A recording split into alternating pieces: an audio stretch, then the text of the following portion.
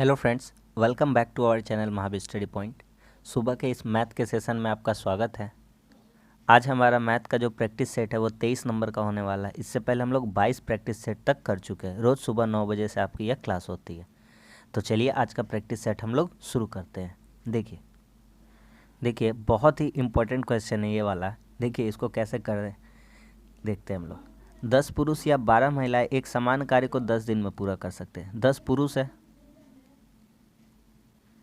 10 पुरुष है या 10 महिलाएं, यानी कि बराबर। और नहीं बोला नहीं तो प्लस करते, या 12 महिलाएं, 12 महिलाएं इस कार्य को 10 दिन में कर सकते हैं। ठीक है, 10 दिन में कर सकते हैं। ये लोग 10-10 नहीं लिखे क्योंकि यहाँ पे 10-10 कट ही जाता, छोड़ दिया उसको।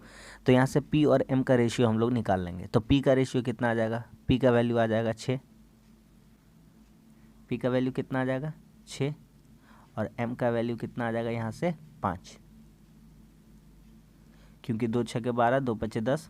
और p का वैल्यू ये सामने वाला कहलाएगा, ये कहलाएगा 12, और m का वैल्यू ये कहलाएगा 10। ठीक है, इतना दूर समझ में आया? ठीक है, अब कह रहा है तो टोटल वर्क यहाँ से निकाल लेते हैं। टोटल वर्क, टोटल वर्क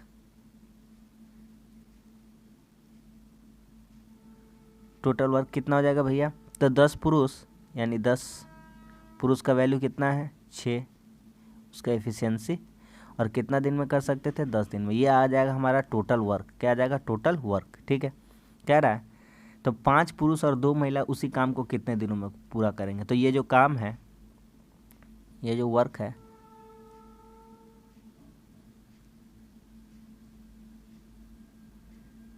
कौन कौन कर रहा है इसको? इसको कर रहा है 5 पुरुष। एक पुरुष का एफिशिएंसी कितना है? 6। तो 5 पुरुष का एफिशिएंसी कितना हो जाएगा? 5 6 30। ठीक है, प्लस और बोला है और, यानी साथ मिलकर। ये या का मतलब हो गया अलग अलग, 10 पुरुष या 12 महिलाएं। तो इसलिए हम बराबर वहाँ दिए थे कि 10 पुरुष या तो 12 महिलाएं। यहाँ कहा है 5 पुरुष और 2 महिलाएं। तो 5 पुरुष हो गए, 2 महिला। महिला का एफिशिएंसी कितना है? 2, सॉरी 5, और 2 महिलाएं। तो 2 5 कितना हो जाएगा यहाँ से? 10। अब टोटल आप देखिएगा तो 10 इंटू 6 इंटू 10 बटा नीचे कितना हो रहा है आपका? 5 6 30, 2 5 10, 40 हो रहा है। काट देते हैं इसको,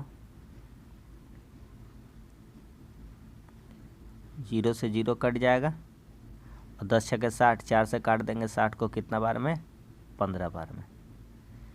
तो हमारा क्वेश्चन क्या था कि कितने दिनों में उस कार्य को पूरा कर सकेंगे? तो कितने दिनों में पूरा कर सकेंगे? तो 15 दिनों में। आगे समझ में? नेक्स्ट क्वेश्चन देखिए, इस टाइप का क्वेश्चन हम पहले भी करा है, आज भी करा रहे हैं इस टाइप का क्वेश्चन। इस टाइप का क्वेश्चन बहुत ही इंपॉर्टेंट है। कह रहा है मैं अपनी सामान्य गति की 7/6 से चलूँ, यानी पहले स्पीड, बिफोर और आफ्टर स्पीड।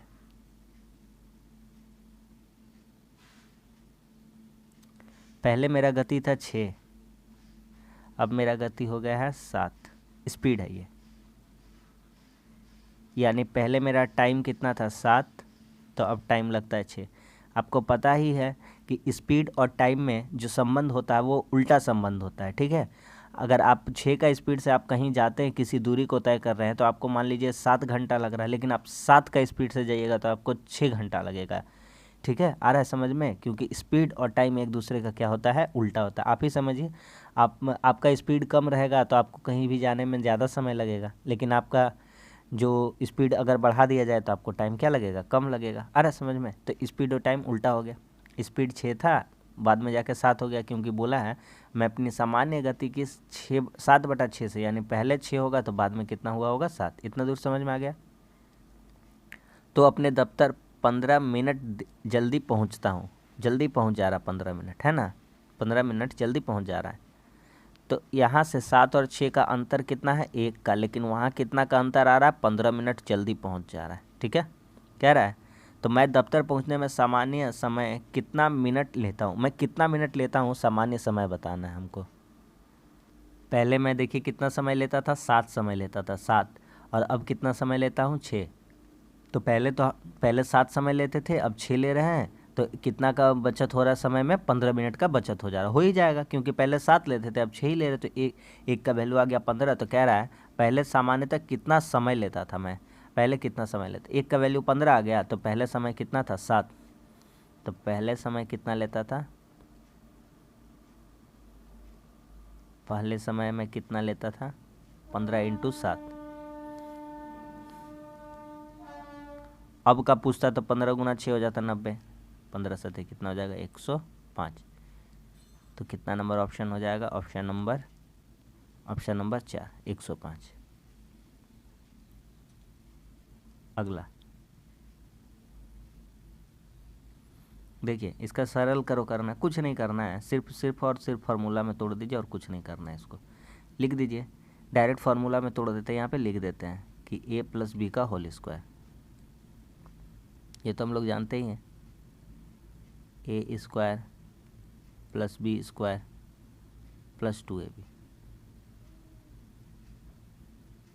ठीक है, इतना बात समझ में? अब देखिए, तो इसको बिठा देते हैं,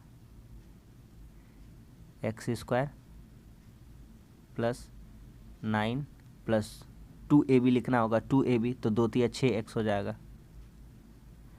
दूसरा वाला का तोड़िए, x², एक का स्क्वायर एक ही होगा, प्लस में होगा, माइनस का फॉर्मूला था, -2ab लिख दीजिए, -2ab, तो यहाँ हो जाएगा 2x, क्योंकि 2 × 2 और x, 2x 2ab हो जाएगा। यहाँ से अब देखते हैं कुछ होता है कि नहीं काम। 2x² हो गया, 6 में 2 घटेगा, 4x हो जाएगा, और 9 में 1 जुड़ जाएगा, एक का स्क्वायर एक ही होता है, तो 9 में 1 जुड़ जाएगा, कितना हो जाएगा? 10 हो जाएगा। यहाँ से 2 कॉमन निकाल लेंगे, तो बचेगा x² + 2x + 5। बस हो गया हमारा, 2 कॉमन रहेगा, x² + 2x + 5। नहीं, ये माइनस में ये नहीं होगा, ये नंबर 2 नंबर।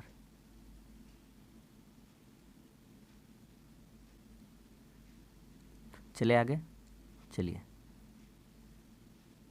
देखिए, बहुत ही इम्पोर्टेंट क्वेश्चन है, बहुत ही इम्पोर्टेंट। कह रहा है एक शंकु की त्रिज्या और ऊंचाई प्रत्येक को 20% बढ़ा दिया जाए। ठीक है, एक बात समझिए, 20% का फ्रैक्शन वैल्यू 1/5। ठीक है, अब आगे क्या? शंकु का आयतन कितना बढ़ जाएगा? आयतन से हमको लेना देना यहाँ पे आयतन, तो शंकु का आयतन, शंकु का वॉल्यूम, शंकु का वॉल्यूम क्या होता है? 1/3 πr² h। भैया त्रिज्या और ऊंचाई सबको बढ़ा दे रहा था, शंकु का आयतन कितना बढ़ जाएगा? तो हम एक काम करते हैं, अगर पहले 5 था तो अब कितना हो जाएगा? 6 बढ़ गया ना भैया, तो पहले 5 था तो अब कितना हो जाएगा? 6। तो फॉर्मूला लगाएंगे कि 1/3 πr² h, तो त्रिज्या भी बढ़ गया है और ऊंचाई भी, प्रत्येक को 20% बढ़ा दिया गया है। यानी कि पहले कितना था? पहले था 5, तो r² लिखेंगे तो 5 × 5 लिखेंगे, देख लीजिए फार्मूला ऊपर में लिखे हैं, और h भी वही रहेगा 5। लेकिन अब क्या किया है? 1/3 πr², अब कितना हो गया है? 6। कितना हो गया? 6, और हाइट को भी बढ़ा दिए हैं 20%, तो वो भी कितना हो गया? 6। इतना दूर समझ में आया? अब यहाँ से देखिए, ये वाला तो कट ही जाएगा। ठीक है, तो 5 का क्यूब कितना हो जाएगा? 125। 6 का क्यूब कितना हो जाएगा? 216। इधर से कितना आ रहा है? 216। कितना बढ़ रहा है देखिए, तो कितना बढ़ रहा है? तो आपका 5 में 6 गया, नहीं 15 में 6 गया, कितना हो गया? 9। ठीक है, 15 में 6 गया, कितना हो गया? 9। अच्छा सॉरी उल्टा, 6 में 5 गया, कितना हो गया? 1, और 21 में 12 गया, कितना हो गया? 9। 91 बढ़ रहा है, कितना बढ़ रहा है? 91। तो कह रहा है शंकु का आयतन कितना बढ़ जाएगा? पहले कितना था? 125, तो बढ़ा कितना है? 91। तो लिखेंगे 91 125 का कितना % है, यही निकालना है। काट दीजिए इसको, आ रहा समझ में? तो 25 × 25 चौके, 2 से गुना कर दीजिए ऊपर नीचे अपना मन से। 2 से इसलिए गुना करते भैया हम सिखाए हैं, अगर आप मेरे साथ प्रैक्टिस सेट में जुड़े तो हम आपको ये तरीका सिखाए हैं, ये सवाल को बहुत ही ईजी बना देता है। ठीक है, 4 दूनी 8, 8 कम 8, 8 9 72, 72.8, नीचे 10 था तो 1 पॉइंट आ जाएगा। तो किस तरह से भागा भी नहीं करना पड़ा और हमारा आंसर भी आ गया। ऑप्शन नंबर 4 आगे समझ में। अगला देखिए, एक मूलधन पर 1 वर्ष का चक्रवृद्धि ब्याज, ठीक है, लिखते जाते बनाते जाते हम लोग। 1 वर्ष का CI कितना है 350, और दूसरे वर्ष का CI कितना है 420।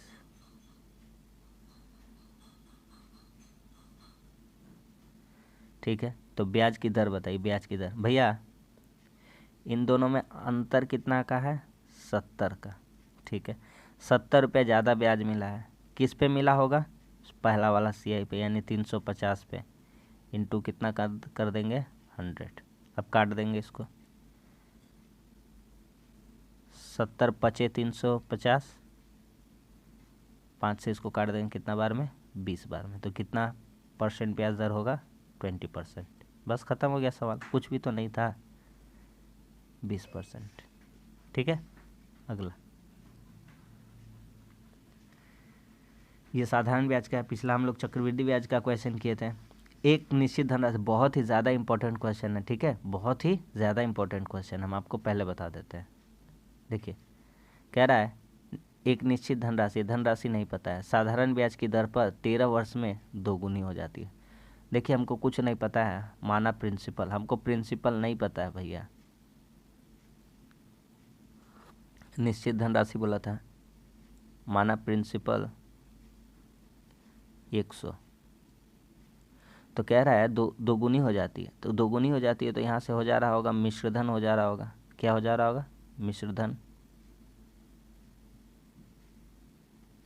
दोगुनी हो गया यानी 200 हो गया। तो यहाँ से हम ब्याज निकाल सकते हैं ना। हम इस टाइप का क्वेश्चन आपको कराए हैं, फिर भी जो लोग नए हैं उन लोगों के लिए समझाने के लिए। हम 100 रुपया जमा किए, हमको 200 रुपया मिला, तो हमको ब्याज कितना मिल रहा होगा 100 रुपया। आ रहा है समझ में, देखिए ना क्वेश्चन पढ़िए ना, ईजिली समझ में आएगा। कह रहा है कि कोई निश्चित धनराशि 13 वर्ष में दोगुना हो गया, तो हम 100 रुपया रखे थे 200 रुपया हो गया, यानी 200 रुपया मिश्रधन कहलाए, मतलब हम रखे थे 100 रुपया और मिला 200, यानी कि 100 रुपया ब्याज मिला होगा। ठीक है, तो दर निकालना, दर, तो दर निकालने का हम फॉर्मूला बताया है। अगर आपने साधारण ब्याज का चैप्टर नहीं पढ़ा है तो हमने अपने चैनल पर पढ़ा रखा है, और सारा जितना भी टाइप था टाइप वाइज करा दिया, आप जाकर उसको देखिए, आपको पूरा साधारण ब्याज अच्छे से क्लियर हो जाएगा। तो दर निकालना रहता है तो भैया कुछ नहीं करते, 100 गुना ब्याज लिखते हैं, 100 गुना क्या लिखते हैं ब्याज लिखते हैं, और बटा जो बच जाता है उसको भैया नीचे लिख देते हैं। क्या क्या बचेगा, यहाँ मूलधन लिखाएगा और एक लिखाएगा भैया समय, ख़त्म हो गया। अब तो कोई प्रॉब्लम नहीं है यहाँ से, तो लिख दीजिए 100 गुना ब्याज, ब्याज कितना मिला है 100 रुपया, नीचे लिखिए मूलधन, मूलधन कितना है 100 रुपया, समय, समय कितना है 13 साल है, काट लीजिए इसको, 100 से 100 क्या हो गया कट गया, 13 से काटिएगा 13 सत्ती 91, 13 सत्ती 91, 9 बचा, 13 छके 78, फिर 12 बचेगा, 13 छके 78, 12 बचेगा, 13 नवा 117, 7.69%। ठीक है, भागा दे लीजिएगा, ऑप्शन नंबर 2 7.69। आगे समझ में, चले अगले क्वेश्चन की तरफ चलिए। देखिए बहुत ही हल्का क्वेश्चन है ये, कह रहा है कि एक संख्या का 25% 6 है। अच्छा, 25% वैल्यू 6 है, तो 1% वैल्यू कितना हो जाएगा, 1% 6/25 हो जाएगा, तो 100% का वैल्यू कितना हो जाएगा, तो 24 हो जाएगा। वैसे हम डायरेक्ट लिख सकते थे, लेकिन आपको हम तरीका सिखा रहे कि आप भी कैसे खुद से कर सकते हैं। ये सब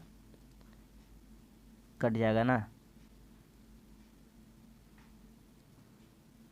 25 चौके 100, तो 4 छः कितना हो गया 24, मतलब वो वैल्यू 24 कह रहा है। तो वह संख्या क्या है जो प्रारंभिक संख्या से 50% अधिक है। प्रारंभिक संख्या कितना है 24, तो 24 का 50% अधिक है, 50% अधिक है यानी 150%। कितना बोलना चाहा है 150%। सिंपल सा बात समझिए, 50% ज़्यादा मतलब उस संख्या से कितना ज़्यादा होगा 150%, मतलब 150% होगा उस संख्या का। 50 दूनी 50 तिया 2 से 12 तिया, 12 तिया कितना हो जाएगा 36। तो वह संख्या कितनी है, तो वह संख्या 36 है, क्योंकि 24 का 50% निकालते कितना आता 12 और 24 में जोड़ देते तो कितना आता 36, तो डायरेक्ट कर दिए 150%। देखिए बहुत ही अच्छा क्वेश्चन है, मिश्रण का क्वेश्चन आपको एग्ज़ाम में पूछेगा, ज़रूर पूछेगा। करते हैं इस सवाल को। कह रहा है 56 लीटर का मिश्रण है, दूध और पानी है, ठीक है। दूध और पानी को 7:2 करने के लिए मिश्रण में कुछ दूध मिलाया जाता है, ठीक है। कुछ मात्रा में क्या मिलाया गया, दूध मिलाया जाता है, ठीक है। देखिए 56 लीटर का मिश्रण है, 56 लीटर का है, 56 लीटर। इसमें क्या क्या है, दूध है और पानी है। दूध कितना है 5:2, तो 5:2 कितना हो जाएगा 5:2 कितना हो जाएगा 7, और 7 का वैल्यू किसके बराबर कर देंगे 56, क्योंकि 56 मिश्रण है। तो 7 8 56, 1 का वैल्यू आ जाएगा 8, तो यहाँ से दूध हो जाएगा 40 और ये कितना हो जाएगा 16 वाटर यानी पानी। कह रहा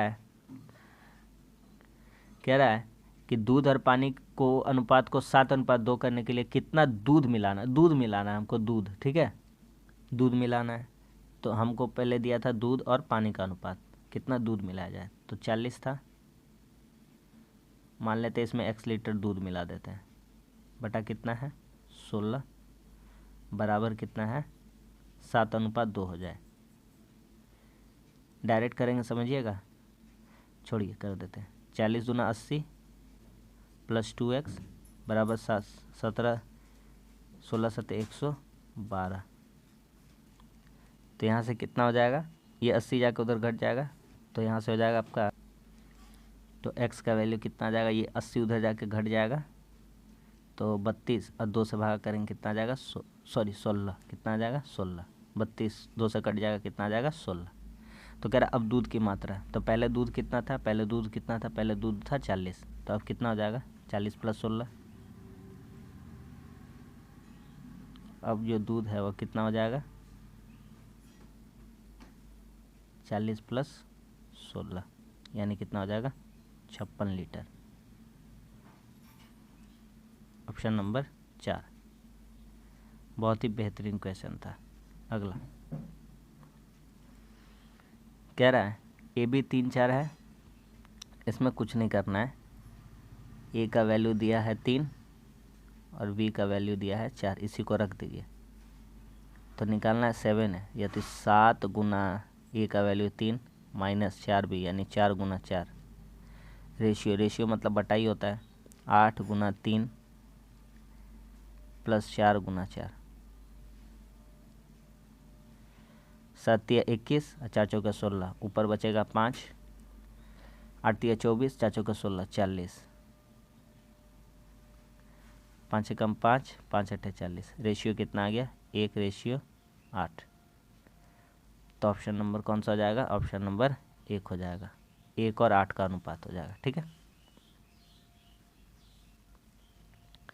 देखिए वह सबसे बड़ी संख्या बताइए जो स्टार के स्थान पर आए और 4 से विभाज्य हो जाए, मतलब 4 का डिविजिबिलिटी रूल बताना है।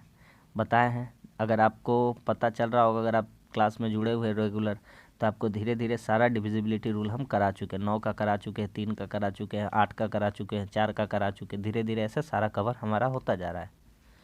तो कह रहा है 2 3 6 5, यहाँ क्या बिठाएंगे और 4, 4 से डिविजिबिलिटी रूल, 4 का डिविजिबिलिटी रूल कहता है या तो 2 जीरो होना चाहिए या पीछे का 2 अंक, पीछे का 2 अंक 4 से पूरी तरह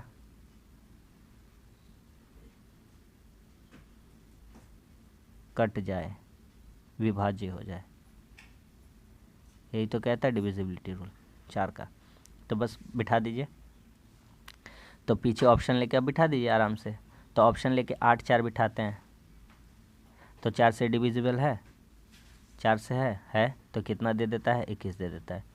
9 से लेंगे तो 9 94, 94 4 से तो नहीं जाता है, नहीं होगा। 2 लेंगे 24, तो 24 तो छोटा हो जाएगा ना, और जीरो का तो कोई वैल्यू ही नहीं है। तो कह रहा था सबसे बड़ी संख्या, सबसे बड़ी संख्या, तो सबसे बड़ी संख्या यहाँ क्या हो जाएगी, तो सबसे बड़ी संख्या मांगा है तो 8 ही हो जाएगी, क्योंकि 8 बिठा देंगे तो पीछे का 2 अंक 4 से भागा होना चाहिए, तो हो गया भागा 8। समझ में आ गया ना। अगला, इसका महत्तम समापवर्तक बताना यानी एलसीएम बताया, करा चुके हैं ऐसा एलसीएम। ये है एक और एक ये है, इस तरफ कौन सा है, 2 पे पावर 4 इंटू 3 पे पावर 2। मौसा कैसे निकलता देखिए, इसमें छोटा सा कौन है, 2 का पावर 3, इसमें छोटा कौन है, 2 का पावर 5। मौसा छोटा वाला होता है, मौसा क्या होता है, छोटा वाला।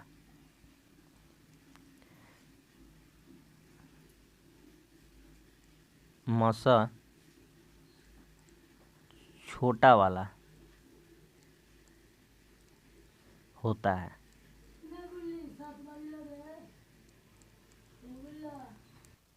मौसा छोटा वाला होता है।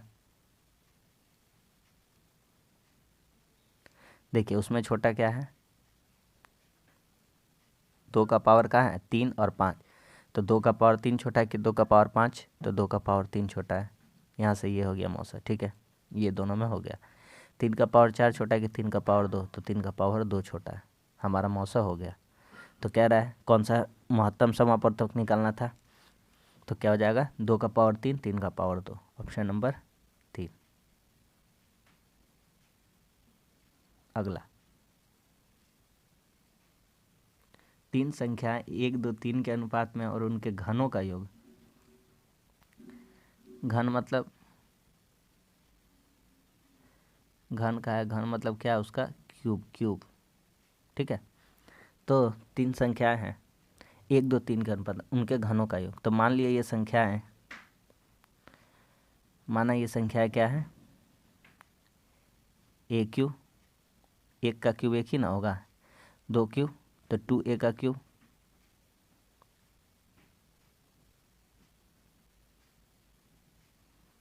प्लस 3 तो 27, मतलब लिख देते हैं पहले एक बार, 3a का क्यूब।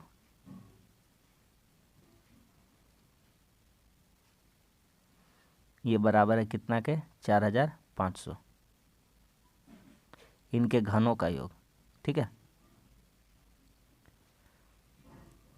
अब आगे का कहानी, ए cube 8a cube 27a cube, इसको जोड़ करके किसके बराबर आना चाहिए, 4500। यहाँ जोड़िए 27 और 8 35 और 1 36, 36 क्यूब कितना, 36 क्यूब, ये बराबर है 4500 के। काटते हैं यहाँ से,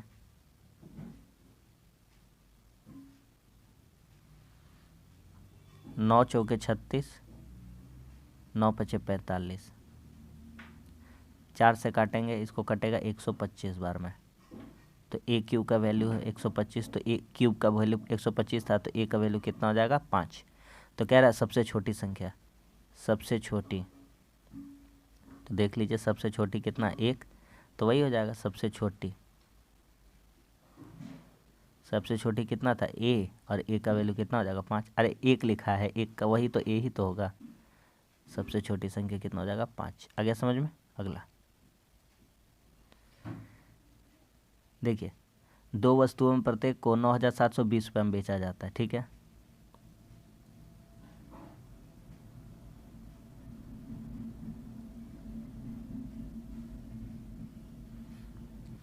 प्रत्येक को बेचा गया है 9,720 में, तो दो का सेलिंग प्राइस कितना आ जाएगा, दोनों का सेलिंग प्राइस कितना आ जाएगा, तो 9,720 को 2 से गुना कर देंगे तो 0, 2 सत्ते 14, ठीक है, 2 दूनी 4 हो गया, सॉरी 0, 2 दूनी 4, और आपका हो जाएगा 7 दूनी 14, 9 दूनी 18 और 19।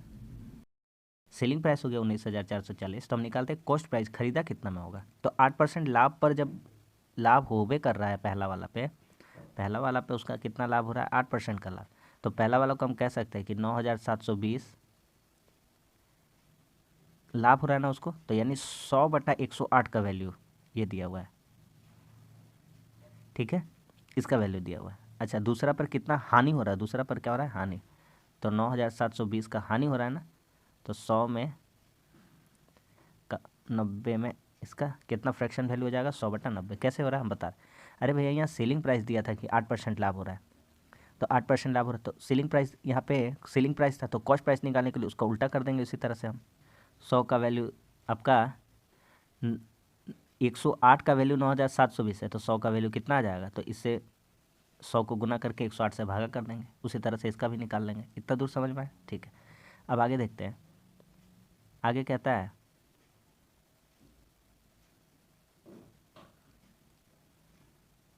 देखिए इतना हो गया। अब काट लेते हैं, तो इसको काट लेंगे, कितना बार में कटेगा, 108 9 बार में, डायरेक्ट 9 बार में, 0 था, तो यहाँ से हो जाएगा 9,000। यहाँ से कितना हो जा रहा है, यहाँ से हो जा रहा है हमारा 108 बार में कट रहा है ना, 0 0 काट लेते हैं ना, हाँ, तो यहाँ से हो जा रहा है 10,800, ठीक है। तो टोटल कॉस्ट प्राइस कितना हो रहा है, दोनों का कॉस्ट प्राइस है ना 10,800 और 9,000 जोड़ देंगे, 19,800।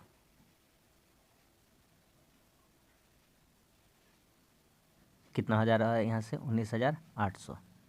तो देखिए कॉस्ट प्राइस हो गया 19,800, सेलिंग प्राइस इतना हो गया, तो लॉस ही तो हो रहा है, लॉस क्या हो रहा है, लॉस। आप खरीदे, समझ लीजिए आप कोई सामान खरीदे 100 रुपये में और बेच दिए 70 रुपये में, तो आपको क्या हो रहा है, हानि हो रहा है, ठीक है। तो यहाँ से कैसे कितना हो जाएगा हमारा 19,800, इसमें माइनस कर देंगे 19,440, तो घट के कितना आ जाएगा 60 और 50 हो गया, ये 5 3 8, 360 रुपये का क्या हो रहा है, लॉस हो रहा है, हानि हो रहा है, ठीक है। तो ऑप्शन नंबर कौन सा हो जाएगा, 360 रुपया हानि, ऑप्शन नंबर 3, ठीक है। अगला देखिए, समबाहुभुज का बाह्य कोण दिया हुआ है, हम आपको बहुत बार इक्वेशन करा चुके हैं, बता चुके हैं। बहिष्कोण दिया हुआ है, बहिष्कोण, बहिष्कोण, बहिष्कोण का मान का फॉर्मूला होता है 360 डिग्री बटा n, n मतलब भुजाओं की संख्या होता है यहाँ पे, ठीक है।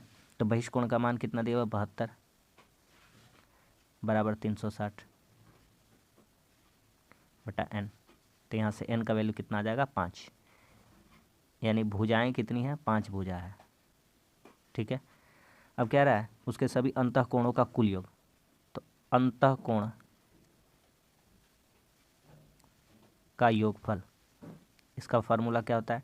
अगर आप रेगुलर पॉलीगन नहीं करें तो हम अपना चैनल पर मैथ का प्लेलिस्ट में डाल दिए, आप देख सकते हो उसको, ठीक है। सारा कंसेप्ट आपका क्लियर हो जाएगा, बहुत अच्छे से करा दिए। फार्मूला होता है n-2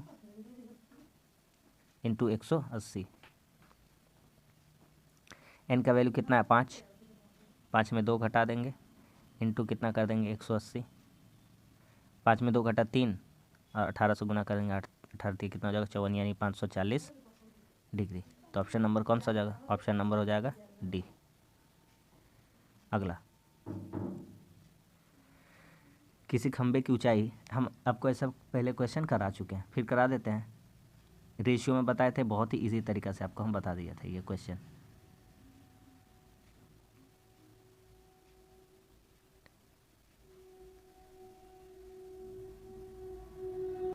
ये कोई खंबा है, ठीक है, खंबा, और इसका परछाई ये है, इसका परछाई नीचे ही पड़ेगा, ठीक है, ठीक है। इतना तो समझ में आया। कह रहा है कि सूर्य का उन्नयन कोण बताइए, उन्नयन कोण बताना, उन्नयन कोण, तो यहाँ से यहाँ का एंगल बताना है, ठीक है, इजीली बता देंगे, कोई प्रॉब्लम नहीं है इसमें। क्या क्या दिया हुआ है भैया लिख लीजिए। खंबे की ऊंचाई दिया, ये खंबा कितना ऊंचा है 2√3। ये खंबे की परछाई ये कितना है 2। भैया उसका नाम दे दीजिए ना, कोई बात नहीं, ABC, ज़रूरत नहीं। कह रहा है सूर्य का उन्नयन, अरे भैया रूट वाला आ गया, रूट वाला मतलब ये तो आप जानते हैं, ये वाला ये तो 90 डिग्री, ये तो फिक्स है। समकोण बड़ी भुजा के सामने वाली 90 डिग्री होती है। ये 60 है, कितना है 60। कैसे, हम बताए थे आपको, रेशियो पढ़ाए थे कि 30 डिग्री के सामने वाली भुजा का मान होता है 1, 60 डिग्री के सामने वाली भुजा का मान होता है √3, और 90 डिग्री के सामने वाली के भुजा का मान कितना होता है 2। तो जब भी इस तरह का मिलेगा तो यही हम अपना रेशियो मेथड लगा देंगे। तो देखिए ये 60 है, तो ये कितना हो जाएगा 30 डिग्री। ये 30 डिग्री होगा, तो 30 डिग्री का सामने का वैल्यू 2 है, तो 1 का वैल्यू 2 दिया है, तभी तो 60 का वैल्यू कितना हो जाएगा, 60 डिग्री का वैल्यू कितना हो जाएगा 2√3 हो जाएगा, क्योंकि 60 का वैल्यू कितना होता है, 60 का वैल्यू कितना होता है √3 होता है। तो कह सकते हैं सूर्य का उन्नयन कोण कितना है, तो सूर्य का उन्नयन कोण कितना है 60 डिग्री। आ गया समझ में। अगला x + y + 3 = 0, तो इसको हम तोड़ के थोड़ा सा मॉडिफाई करके लिख देते हैं।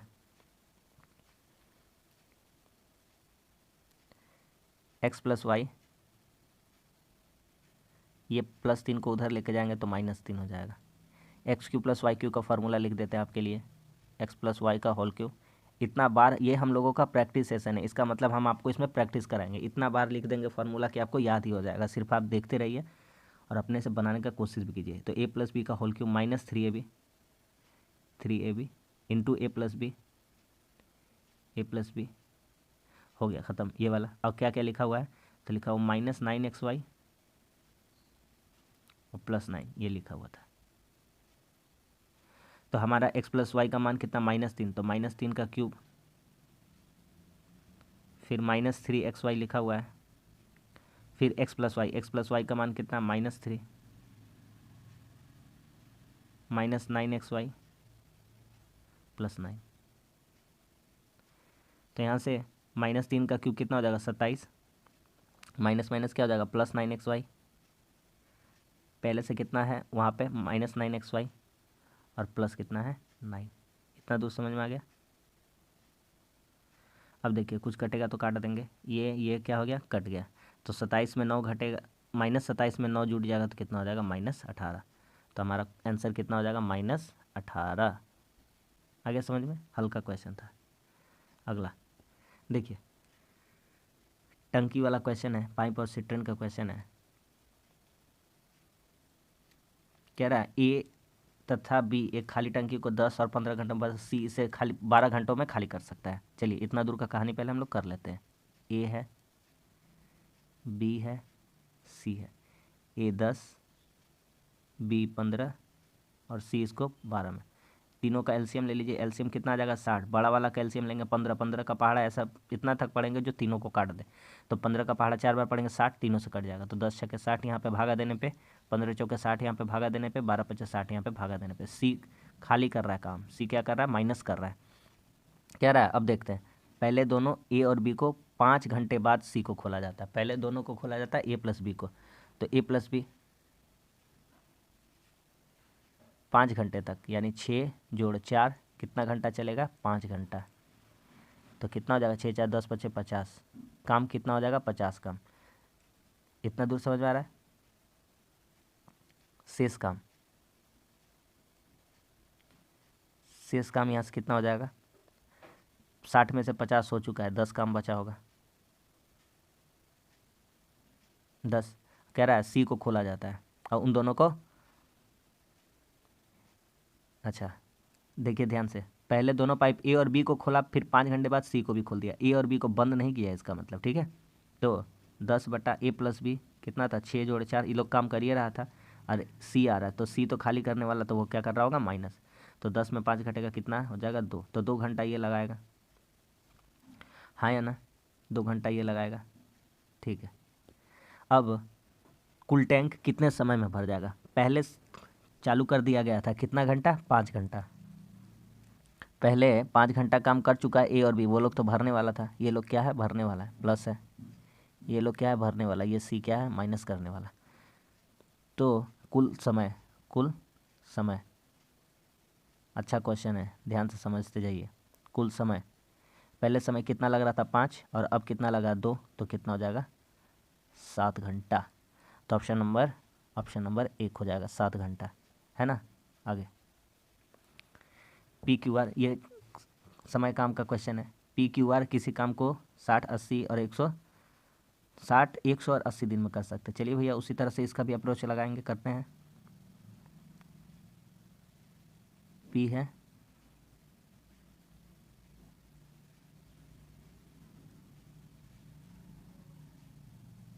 पी क्यू आर, ये कितना दिन में 60 दिन में, ये कितना दिन में 100 दिन में, ये कितना दिन में 80 दिन में। तीनों का एलसीएम ले लेंगे, तो तीनों का एलसीएम हमको लगता है 240 नहीं जाएगा, 480 नहीं जाएगा, 60 पचे 300, 100 से जाएगा, लेकिन 80 से नहीं जाएगा, 600 जाएगा, 600 जीरो जीरो कट जाएगा, 60 8 7 56 नहीं, 600 नहीं जाएगा, यानी 1200 हो जाएगा। इन लोगों का एलसीएम कितना हो जाएगा 1200। इससे भागा करेंगे कितना आ जाएगा 20, इससे इसको भागा करेंगे कितना आ जाएगा, जीरो जीरो कट जाएगा यानी 12, इससे इसको भागा करेंगे जीरो जीरो कट जाएगा, 15 8 120 यानी आ जाएगा 15। कह रहा है वे काम को पूरा करने के लिए मिलकर काम करते हैं और इतना रुपया कमाते हैं। बस सवाल हो जाएगा ख़त्म। तीनों का इफ़िशियंसी कितना है भैया, तीनों का इफ़िशियंसी दिया हुआ है, इफ़िशियंसी 20 + 12 + 15, यही किसके बराबर है 2256 के। यहाँ से जोड़ लेते हैं 40 और 7 47, 20 10 30 10 40 7 47, 47 का वैल्यू किसके बराबर है 2256 के। देखते हैं कटता है कि नहीं कटता है। तो 6 है पीछे, तो कितना होगा 7 8 56 4 8 32, नहीं ये तो कुछ ज़्यादा हो गया। देखिए हम आपको तरीका सिखाते हैं। देखिए ये 4 है, ये 4 का पहाड़ा है समझ लीजिए, और ये 22 लिखा, तो 4 पचे 20 यानी 50 तक हमको जाना पड़ेगा, 50 तक। और 50 तक जाएंगे, ये 7 है तो उधर भी कुछ ज़्यादा हो जाएगा, तो और पीछे आना चाहिए 8, 7 8 56, और किसी के पीछे नहीं आता, यूनिट डिजिट लगा रहे हैं यहाँ पे, 48 बार में कट जाएगा। लीजिए कितना बार में कट जाएगा 48 बार में, एकदम पक्का। तो 47 से कितना बार में काट देंगे हम लोग 48 बार में, करके दिखा देते हैं। 47 2256, 48 बार में बोले थे ना। 4 7 28, 4 चौके 16 2 18, ठीक है। 4 7 28, 4 चौके 16 2 18, 15 में 8 गया कितना हो गया 7, और 21 में 8 गया कितना हो गया 3, और यहाँ हो गया 6। 8 बार में देखिए 7 8 56, 4 8 32 और 5 37, आ गया कि नहीं आ गया 48 बार में, कहते ना। तो एक का वैल्यू आ गया 48, तो कह रहा है पी को कितना मिलेगा, तो पी को कितना मिलेगा, तो पी का कितना है 20 इंटू कितना है 48, तो 20 को 48 से गुना कर देंगे तो कितना हो जाएगा 960, कितना हो जाएगा 960 यानी 960 रुपया। तो पी का हिस्सा उसमें से कितना है, पी का हिस्सा उसमें है 960 रुपया। बहुत ही बेहतरीन क्वेश्चन था, इसको ऐसा क्वेश्चन पूछा जाता है एग्जाम में, ठीक है। अगला देखिए, बहुत ये भी शानदार क्वेश्चन है, ये भी शानदार क्वेश्चन है, करते हैं इसको। कह रहा है राहुल अपनी अच्छा एक बात समझिए ना, ध्यान से समझिए ना, इनकम क्या होता है, इनकम एक्सपेंडिचर प्लस सेविंग। अरे भैया आप 100 रुपया खर्चा किए और 20 रुपया बचा लिए, तो क्या आपका इनकम कितना था 100 रुपया था, है ना। 80 रुपया खर्चा किए और 20 रुपया बचा भी लिए, तो 80 रुपया खर्चा किए 20 रुपया बचा हुआ, इसका मतलब मेरे पैकेट में कितना रुपया था 100 रुपया, तो इनकम कितना हो जाएगा 100 रुपया। तो इनकम का फॉर्मूला क्या हो जाता है एक्सपेंडिचर प्लस सेविंग। आगे बढ़ते कहानी में। राहुल अपनी आय का कुछ भाग खर्चा करता है, शेष बचाता है, उसका व्यय तथा बचत यानी एक्सपेंडिचर प्लस सेविंग का अनुपात दिया है। ई का वैल्यू कितना दिया हुआ है 6, और सेविंग का वैल्यू कितना दिया है 1, और कह रहा है यदि राहुल की आय 4200 रुपया, तो यही तो होता है इनकम। इनकम क्या होता है एक्सपेंडिचर, मान लेते हैं 6x है, और ये सेविंग कितना x है, और यही किसके बराबर है 4200 के। तो x का वैल्यू 6 7 42, 6 आ गया, x का वैल्यू कितना आ गया 6, काट लिए डायरेक्ट, ठीक है ना। आ गया, x का वैल्यू 6 आ गया। तो कह रहा है उसका व्यय, उसका एक्सपेंडिचर कितना है। तो बस खत्म हो गया सवाल। एक्सपेंडिचर 1 का वैल्यू 6, तो एक्सपेंडिचर कितना है 6x। तो 6x का वैल्यू रख देंगे, 6 गुना कितना रख देंगे 636, 2 ठो 0 यानी 3600। आ गया समझ में? नहीं कुछ गलती हो गया? अच्छा 42,000 था, सॉरी कितना था 42,000 था। 1 0 बढ़ा लीजिए सब में, ठीक है। 36,000 कितना हो जाएगा 36,000। चलते हैं आगे और लास्ट क्वेश्चन की तरफ। देखिए एक बहुत ही, ये भी बहुत ही शानदार क्वेश्चन है। देखिए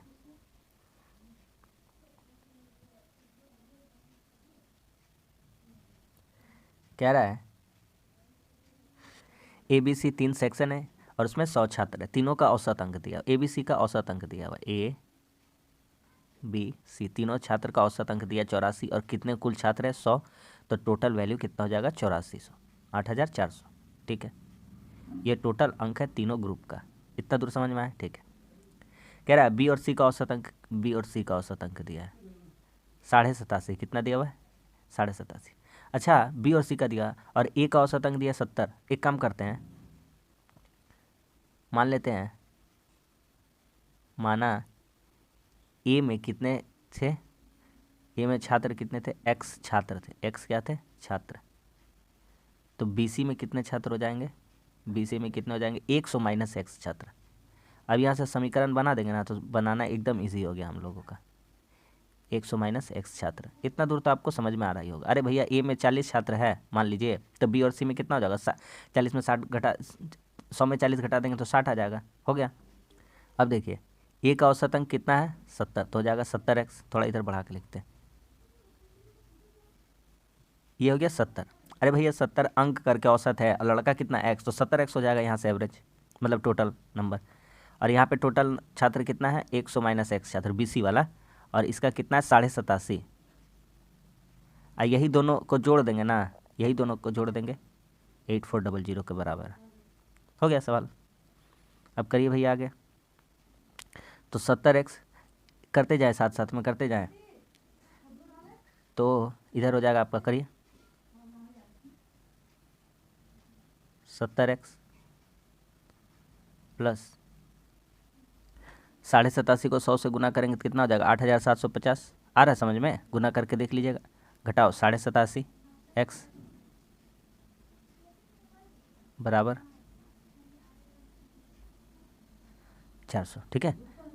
यहाँ से करते हैं काम, इसमें माइनस करेंगे तो कितना हो जाएगा माइनस 17.5x बराबर 8400 में ये 8750 उधर चला जाएगा।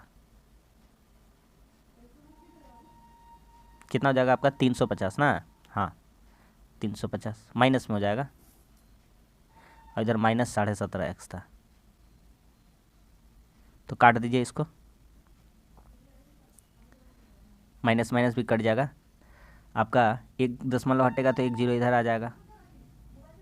175 से 350 को काट देंगे कितना बार में 20 बार में, तो x का वैल्यू कितना आ गया 20। और हमसे यही तो पूछा था, क्या पूछा था हमसे, हमसे पूछा था कि A में छात्रों की संख्या, A में कितने छात्र हैं।